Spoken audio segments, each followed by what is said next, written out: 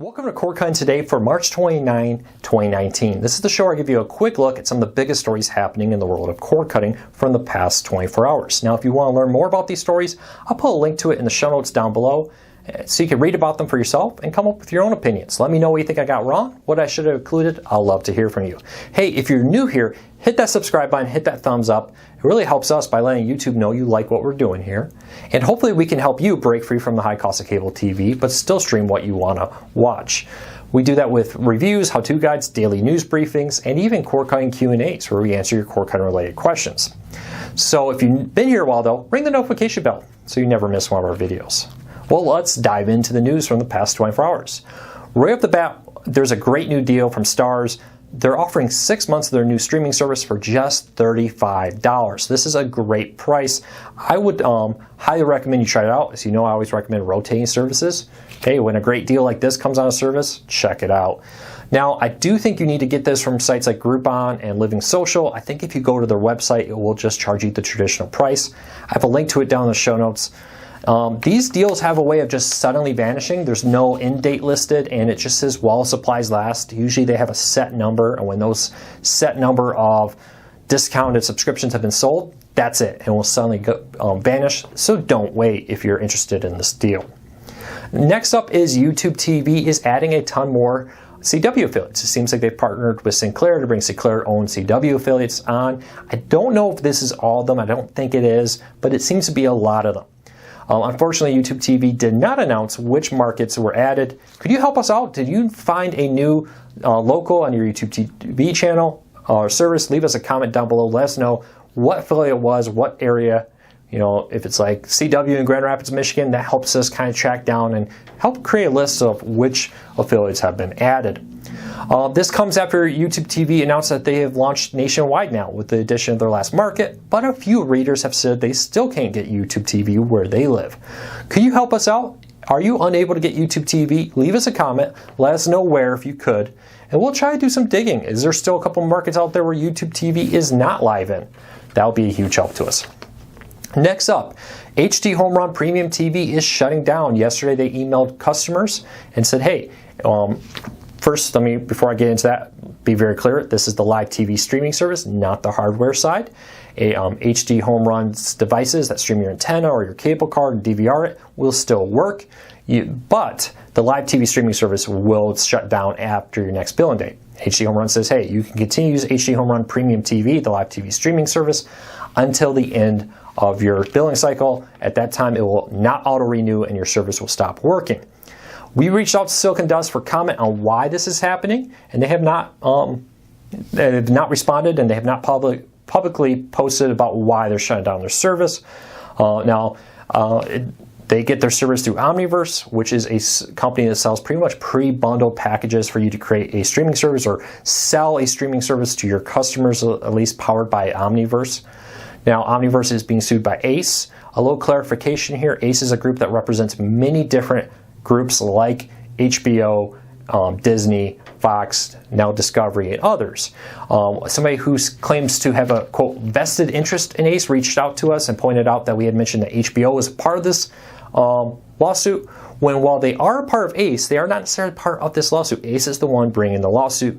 So a little correction there. We want to be very, very clear on this. Ace is what's suing. Omniverse saying they don't have the rights. Omniverse says they have the rights. And they have, like we said earlier, they have said that, hey, we've received cease and desist, we present our contract, and we've always won. Omniverse has been very clear. They believe they're being 100% honest, 100% legal, paying who needs to be paid, paying their data bills, and more, and trying to do everything within the rights of the law. So we wanted to be as clear and honest and transparent here to say yes. That only some companies that are part of the ACE Alliance are a part of this suit, not all. So just to be very clear, if any company ever thinks that we've misquoted or misrepresented anything, feel free to reach out, and we'll be happy to issue a correction like this. But to be 100% clear, Omniverse is very, very upfront saying they are legal. ACE says you don't have the contract that allows you to do this. This is going to come down to a court. Both sides seem to be digging in their heels. It's going to be one of those things where a court decides. Very similar to how several companies, like Aereo in the past, have said, hey, we have the right to do this. Other people have said you haven't. It needs to be decided by a court case to decide if this contract really allows them to do what they think it does. So I'll be very interested in this because this is a very pivotal moment for cord cutting. Because if this Omniverse contract does get upheld, that will probably force companies like Sling and DirecTV and Hulu to go back and say, hey, give us a better contract, because if Omniverse gets this great deal, we should at least get a similar deal.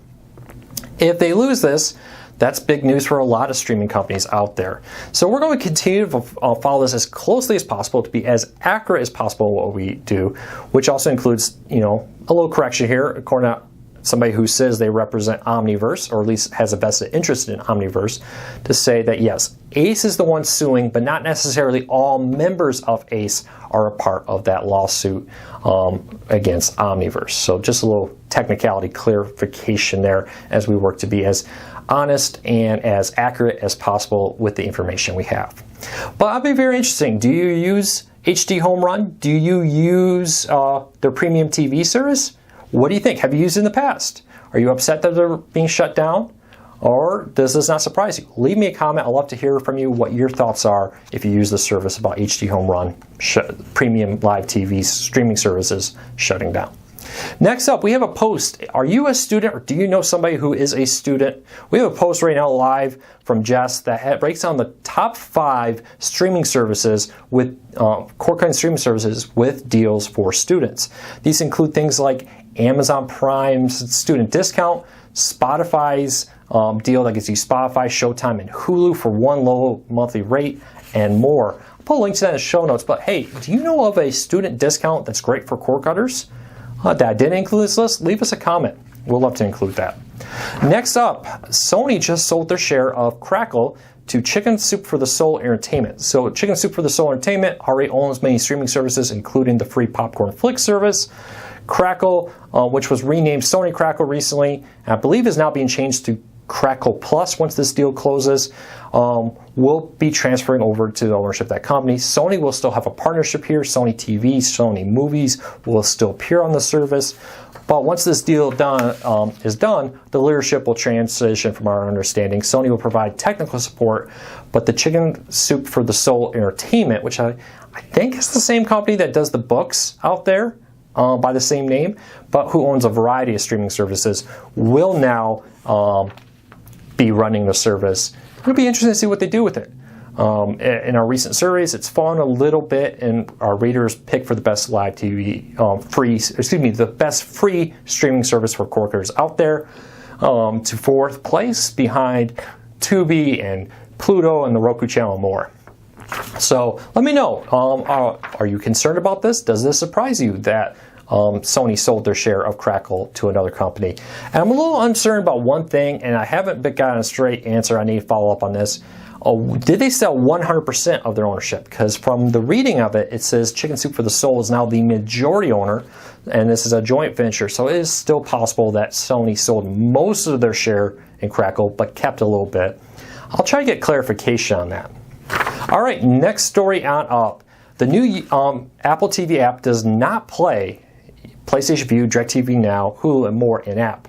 Now, this is kind of one of those things where if you read the press release, this may not surprise you. If you watched the press event, some people took it away as now inside the Apple TV app, you'll be able to watch this content without having to exit off to another streaming service. Now, the Apple TV app has helped you discover content for some time, including for PlayStation Vue, DirecTV Now, Hulu, and more, where their content will appear inside the app, but when you click on it, it will launch the Hulu app.